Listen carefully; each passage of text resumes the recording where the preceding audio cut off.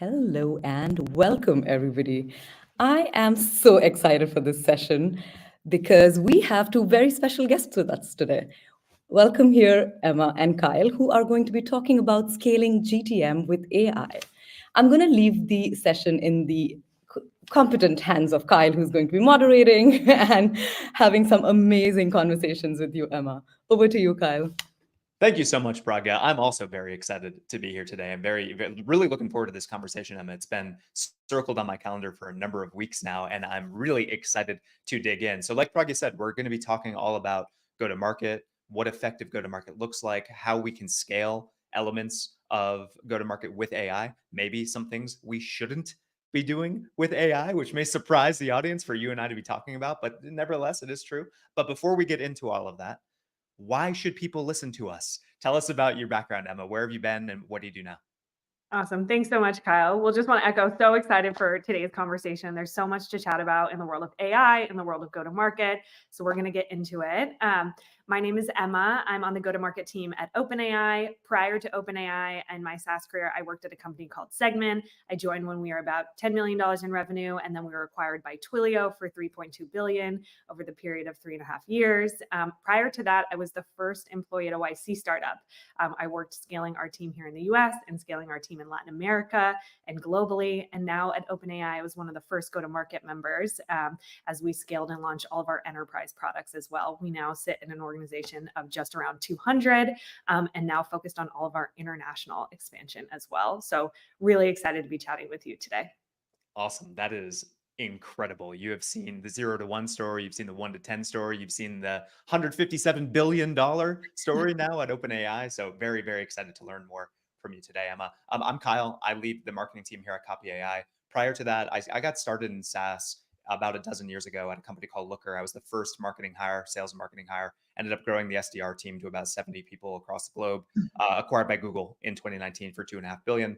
And then went on to Clary, where we grew revenue 8 or 10 times in 5 years or so. And hopefully good things are still to come at Clary. I jumped from Clary to Copy AI in January of this year. And we'll get into the reasons why, but the high level reason is I saw the demo of Copy AI and I saw the use cases that I could use it for: content creation, account-based marketing, outbound sales, inbound lead processing, all these different things. Is like, it is just a dereliction of duty to not use AI for all of these different elements, all these different workflows that people hate doing and don't do well inside of a go-to-market engine. So we'll talk way more about that. Well, we're going to jump in a moment, but some housekeeping things. This is being recorded. You will get the recording. Don't panic, everybody. Don't panic. If you have comments, feel free to put them in the chat. If you have questions, though, there's a dedicated little button for Q&A. If you could put those questions in the Q&A, that will really, really help us, because things tend to get a little bit lost in the chat because y'all are active in the chat, as you should be. But if you want us to see your question, please put it in the Q&A. There's one now. Well done, Arsh. Look at the Arsh following instructions. Okay, so Emma, before we talk about AI, let's talk more about how effective go-to-market works, generally speaking. You mentioned you were at Segment when they're 10 million is sounds big to many companies, but from Segment standards and acquired for 3 point whatever billion, that was small at the time. So what does effective go-to-market look like? And why are we intentionally not talking about sales and marketing and operations? We're talking about go-to-market. What does effective go-to-market look like? Yeah, it's a great question, Kyle. And I think we can think about it across 2 dimensions and then a time horizon as well. So I love how you mentioned, even at OpenAI, we call it go-to-market. We're not calling it sales. We're not calling it product marketing. It's comprehensive of what does the entire customer experience look like across the board. And I think that's a really important place to start. OpenAI, I'll just share more, is all about bringing the technology to the world. And I think that's a really helpful framing for any company to think about. It's how do end users, be it any type of IC manager across the board, interact with your product more broadly. And when we think about go to market, I think we can think about, depending on the time horizon, is how we can measure effectiveness more broadly. So when we think about earlier stage, and maybe we're just in an MVP of a product, we're at a seed stage, maybe a Series A, we're getting some signal. Go to market is really all about finding your ICP, finding a vertical that you have traction in, and really starting to understand from a customer's perspective, what is the value prop of working together? And so early stage, we're really trying to develop a point of view. We're trying to develop a scalable motion, finding those 1 to 3 to 5 to 10 great use cases for the team. I think when we think about later stage across the time horizon, let's talk about phase 2, maybe your Series A, your Series C, you're really starting to define what does the broader team market look like. So we're thinking about, are there verticals that make the most sense? Do we want to start with the Global 2000? Do we want to start with startups and digital natives? And really starting to build out the team and the full motion and the playbooks from there. And then later stage is really where we're talking about scaling. We figured out some things that work. We figured out some repeatable motions. And then we're really partnering across the business to reach our growth goals and our consistent growth goals across the board. I love that. And what I love most, Emma, I love it all, but if I had to choose one thing that I love most, which is it's where you started. So when a lot of people think about go to market, they think about here are the plays that we can run, here are the people that we've hired, here are the channels that are good for us. We have expertise here, here, and here. It's like all about them and like what they want to do. But where you started when talking about effective go to market was with the customer experience. And so many teams lose sight of that. And that's a major, major problem. So I think if we have some advice for people when you're really thinking about, and Emma talked through the time horizons, different things that you should focus on and all the rest, but you have to always keep the customer in mind. I don't think you need to do the Jeff Bezos thing where they have the empty chair in the boardroom where the customer is always symbolically sitting. That maybe is a little bit on the crazy scale, but if you can keep the customer in mind always and make sure that you're architecting a consistent, coherent, useful experience for your buyers and customers, that is what effective go-to-market is. And I think if more people used that frame as they were determining what their go-to-market strategy was, you'd probably see a lot fewer shitty emails that just get blasted out to a billion people. You'd see a lot fewer terrible ads that you're just spending trillions of dollars on Google search to try and get some clicks. And you'd start to be a lot more thoughtful about what do our buyers really care about? What are their strategic initiatives that they are accountable for inside of their company? And how can our value prop align with those strategic initiatives? Now we're helping them. We're not just saying the same thing over and over and over to different people. We're tailoring things usefully based on what's really going to matter contextually to the people that we're selling to. And then the channels that you go and execute this is another story. But anyway, I'm really glad you started there, Emma. I'll give you a chance to respond to my little monologue.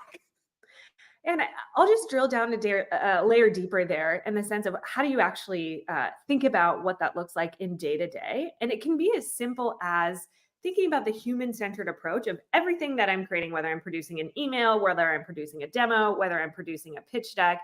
It's who's my audience? What motivates my audience? And really taking the time as a team to develop your own point of view before you go into that conversation or interaction from there. I think making that space to be intentional can be really hard when you're at a high growth startup, but it's the important space that as leaders we need to make time for so that we're able to focus the conversation and be more human-centered when we actually deliver the content from there. Love that. I love that. I can't ignore the comment in the chat. I think somebody just quoted the founder of Chick-fil-A, famous for customer service. Like awesome, good stuff, John. Great addition there. So the hallmarks of effective go-to-market, like how do you know when you're doing this? How do you know when this is happening? You have your point of view, you've put this together, you found that vertical that you were talking about, Emma. You found that ICP. How can you tell that things are actually working effectively together from a go-to-market standpoint? Mm-hmm. I often refer to teams as almost like orchestras. There's a harmony in a sense from a qualitative perspective that we want to start to strive for. So I think first and foremost, being in go-to-market more broadly, we're often at the tip of the arrow of the tip of the arrow. In many ways, I say working in AI, we're at the tip of the market, and being in go-to-market more broadly, you're going to receive customer feedback. And I think that is something that should be never lost, no matter how hot the startup is, how early it is. It's the idea of, are we receiving market validation at scale from a revenue number, but also from our end customers? Are we delighting our customers? what is our NPS scores? Do people want to work with us moving forward, both from a product perspective, but then also from the interaction on the go-to-market side more broadly? So the first is all around customer feedback and never losing sight of what market validation looks like. That also, again, looks different depending on the size. If you're earlier stage, that market validation looks like finding an amazing use case that your customer is excited about, that they are articulating the ROI to you, and they're going to go be a champion for you in the market.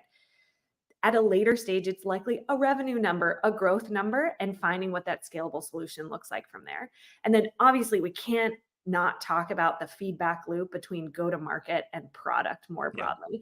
And when we know a go-to-market team and a business more broadly is humming, it's because we've created a feedback loop for go-to-market, marketing, sales to channel and deliver customer feedback in a way that's actionable for product teams. And then product teams are humming, they're shipping, they're making changes, they're engaged with the go-to-market team as a pivotal point of market validation and feedback for the organization.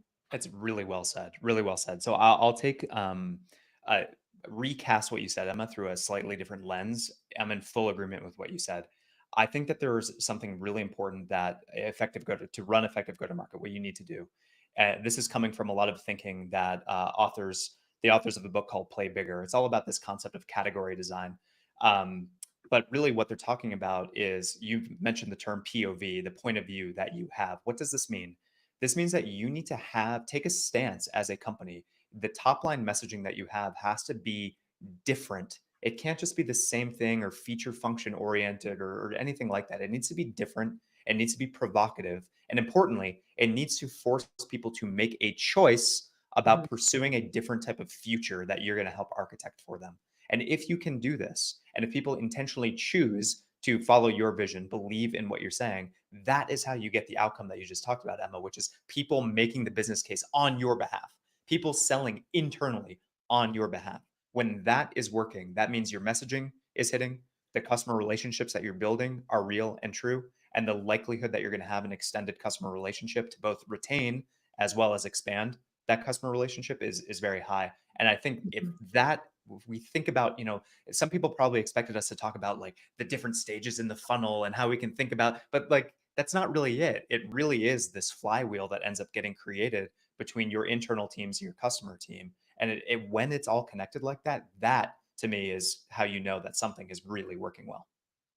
I think that's so well said. And when you feel it, you know it. You can see it in the numbers. It's almost the quantitative element is the afterthought, in the sense that we'll be hitting our revenue goals, we'll be hitting our growth goals when all of that qualitative elements are happening. So if you think you're not sure you have it, you could almost say maybe you have elements of it and you could identify it.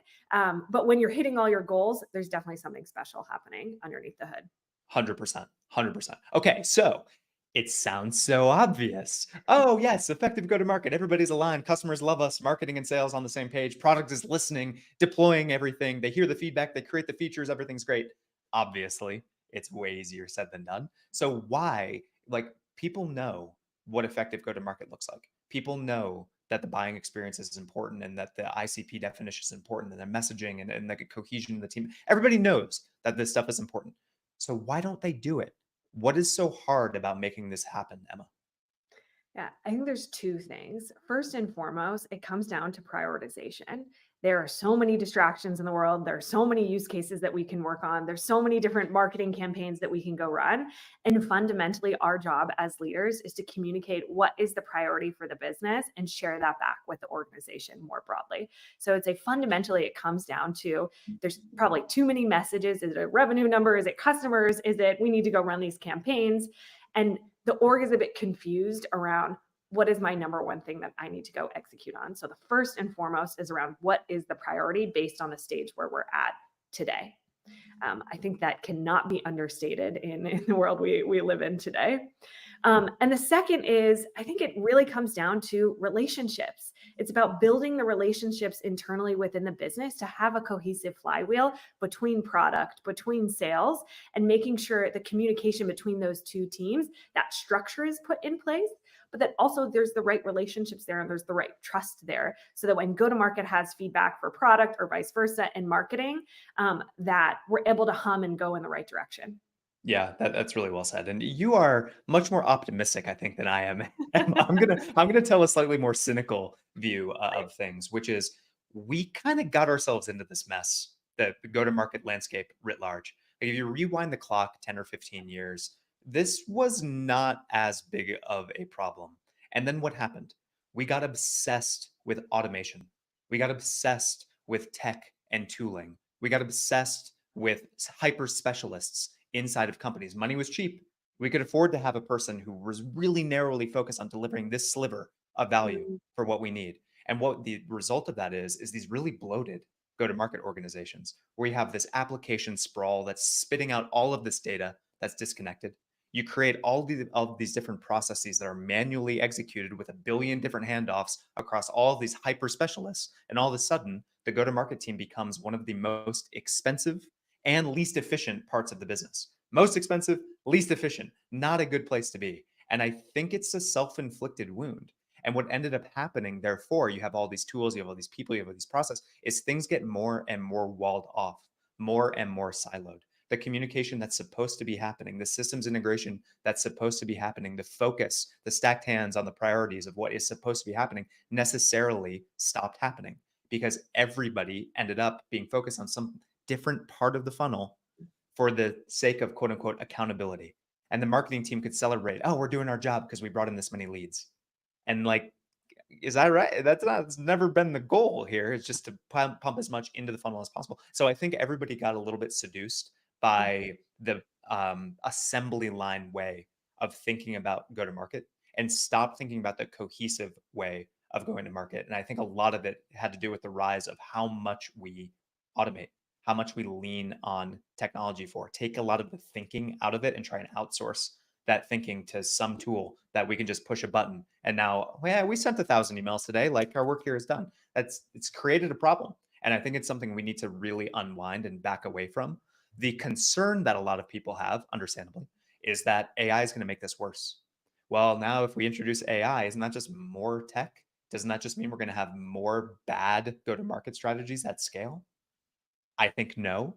I suspect you think no. So let's talk about it. How are you seeing OpenAI? How are you seeing AI writ large being infused into go-to-market teams to hopefully flip the script and take us from this universe of ineffective, poor go-to-market to a universe of high velocity go-to-market? Mhm. I think it's a great question. And I think it's one that we need to tackle with a level of thoughtfulness that maybe we haven't tackled in the past. And to your point, sharing the history of we're just smashing all these tools together. I can think today, probably use a dozen different SaaS tools today to do our work. And I think that number just continually grows from there. So there's two really dynamics at play I see for the core value prop of AI in go-to-market or just customer interactions more broadly. The first is what you're mentioning, and I think it's true for any type of technology. I'm not sure it's unique to AI, is increasing the speed to value or time to value creation from there. Can I write an email faster? Can I draft an email more quickly? Can I leverage an agentic workflow to execute sending that email on my behalf and updating Salesforce, for example? And that's just going to continue to happen. I think that's inevitable within technology. But what's more interesting to spend our time on is around how it can actually help us improve the accuracy, the quality, the level of personalization, and doing that 0 to 1 thinking to help us then spend our cognitive bandwidth that we have, the time that we have on really editing and making sure those emails are more thoughtful or that communication is more thoughtful. And it's augmenting the quality of that work.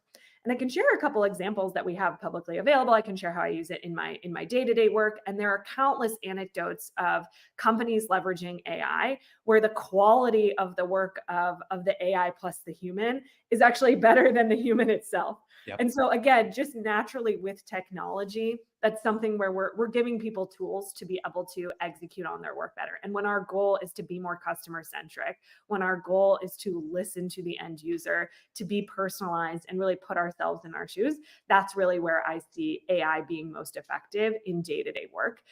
Prior to working at OpenAI, when I would have a call with a customer, maybe I would listen back to the call, I would look through my notes, then I would draft an email.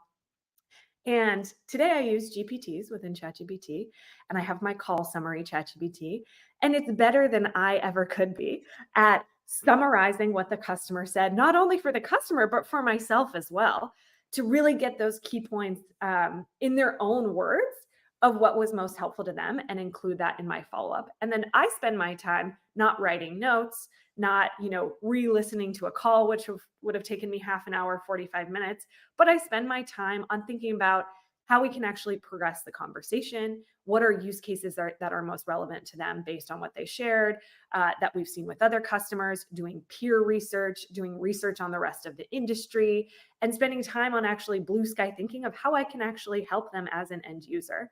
So I think there's an important dynamic here that is not unique to AI, is natural with technology around increasing time to value. And by the way, I can send those follow-ups way faster than I used to.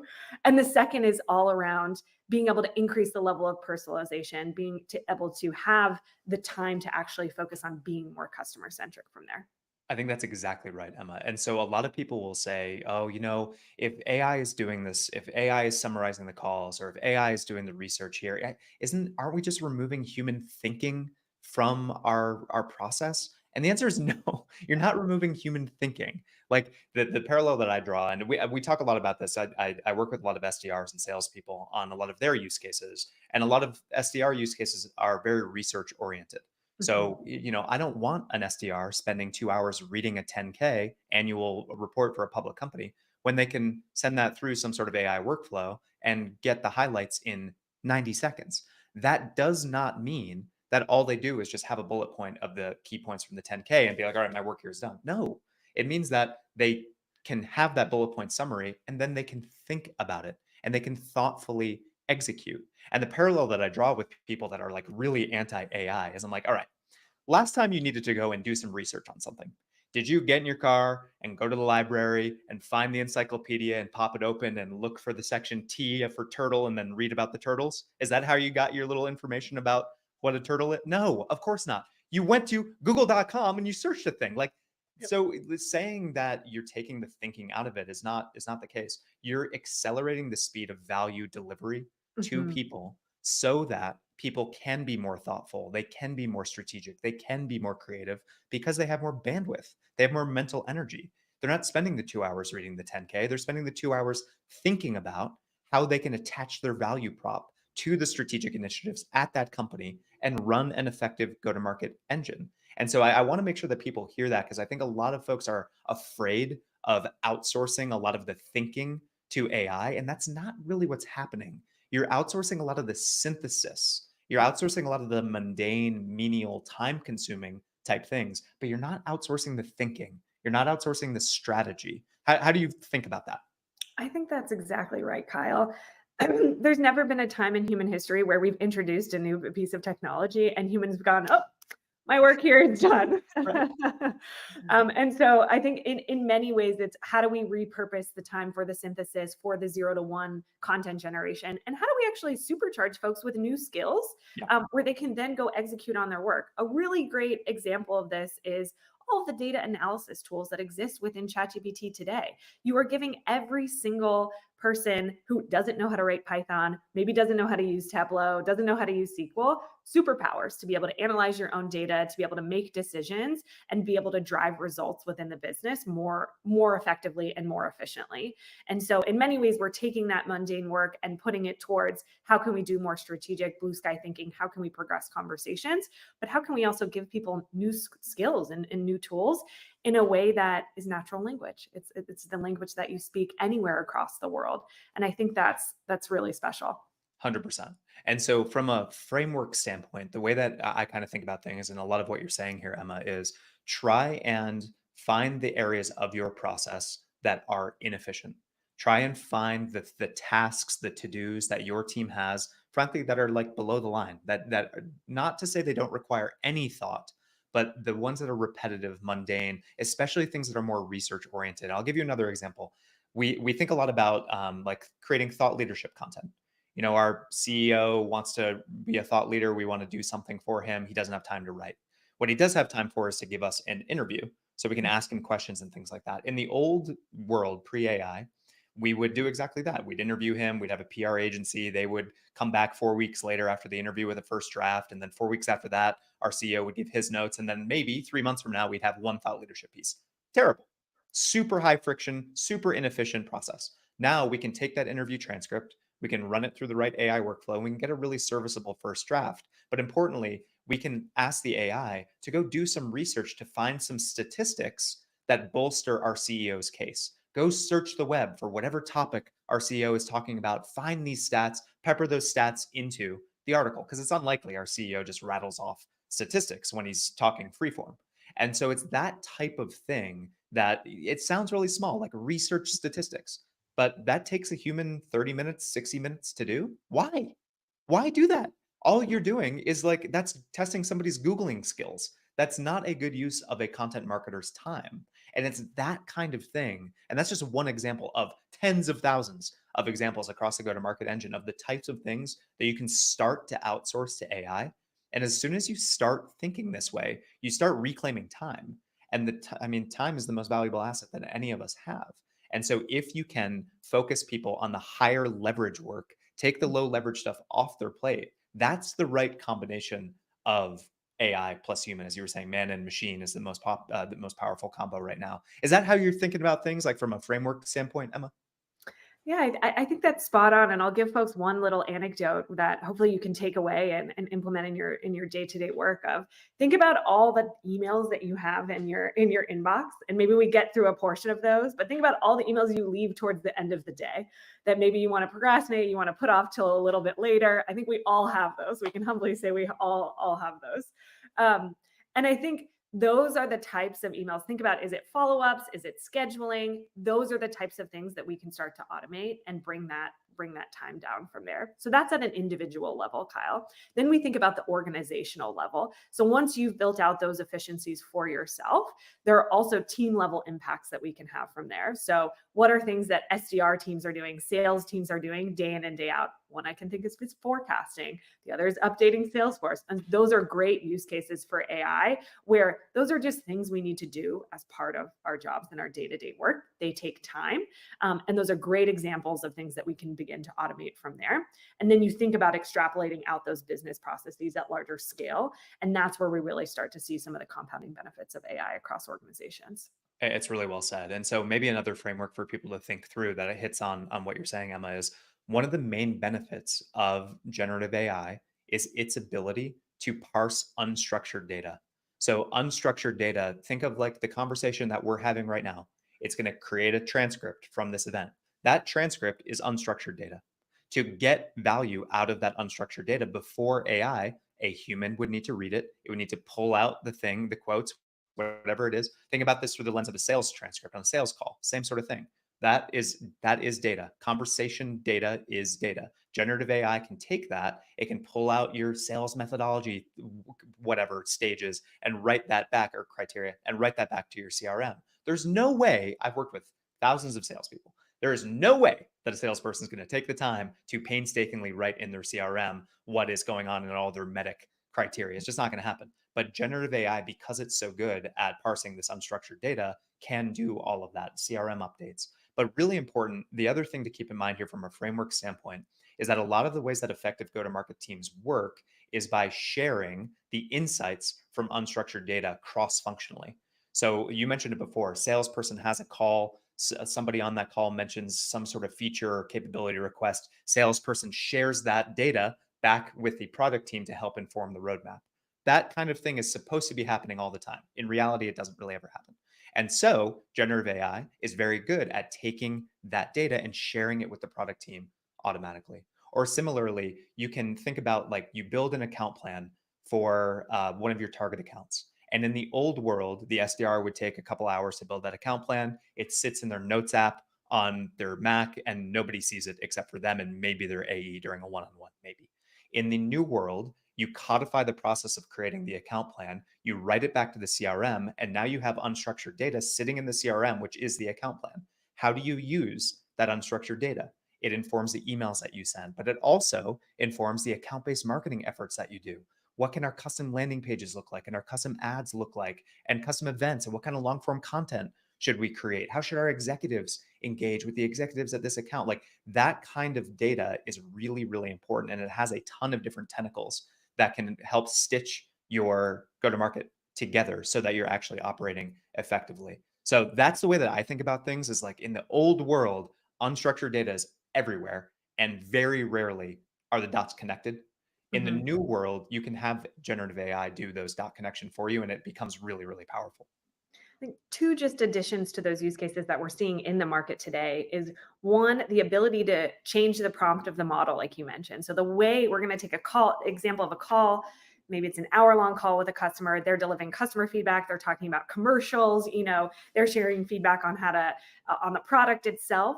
And we can take those call transcripts, and by just changing the prompt of the AI, we're able to synthesize that feedback for the product team. We're able to share the insights and push that to the finance team. We're able to synthesize not only Salesforce notes, but information for also a deal review internally.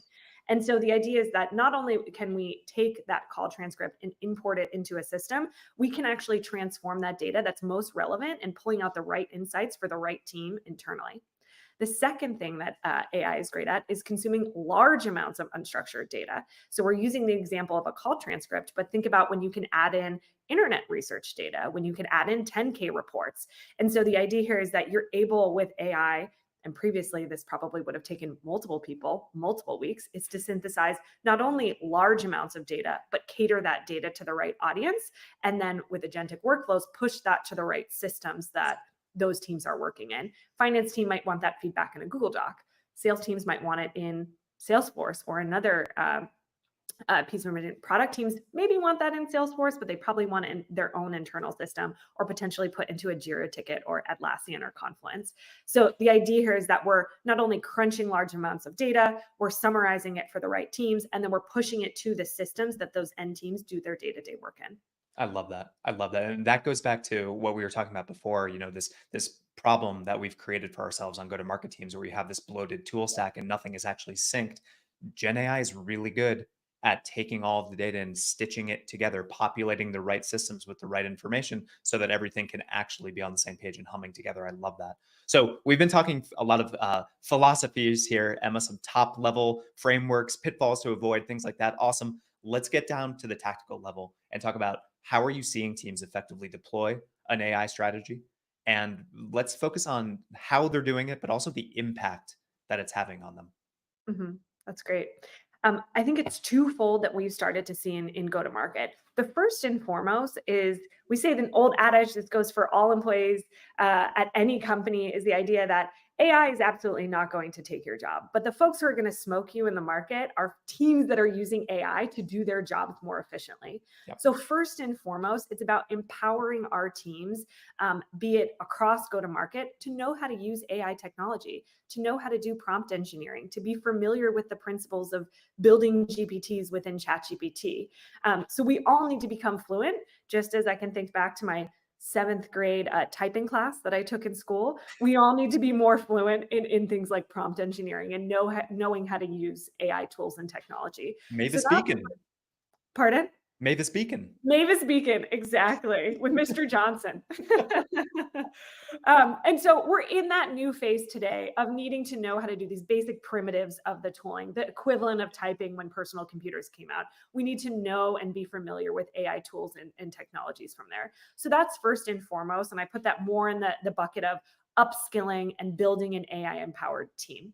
Yeah. The second is all around, like we were chatting about earlier, how do we start to build AI either into my internal workflows or leverage the AI features and functionality that are coming out in many, many types of technologies from AI? And often we're seeing those in several buckets, like we were talking about. It's about synthesizing information, it's about doing research, and then most importantly, it's about pushing that data to other systems from there as well.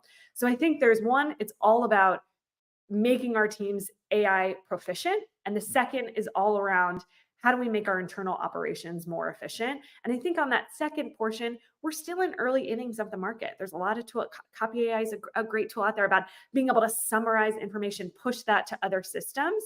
And I think we're still in early innings of what the application layer looks like today.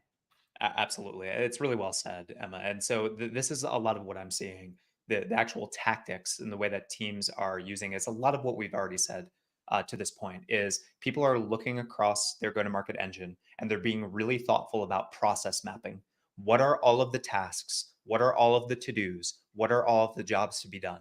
Some of these things lend themselves really well to AI, as we've talked about before. Inbound lead processing, lead scoring, and drafting automated follow-up emails for inbound leads. Great.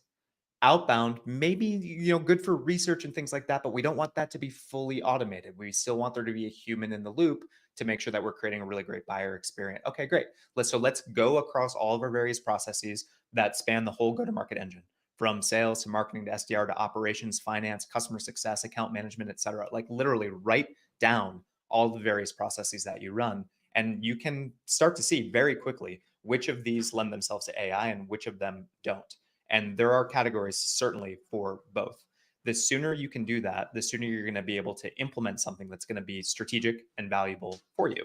And when, as we've talked about before, the impact that I'm starting to see for teams is, let's just use SEO content creation as an example. This is not something that can be 100% automated, but it's something that certainly a lot of the research for SEO content can be automated. So let's call it 60 or 70% automated. Great.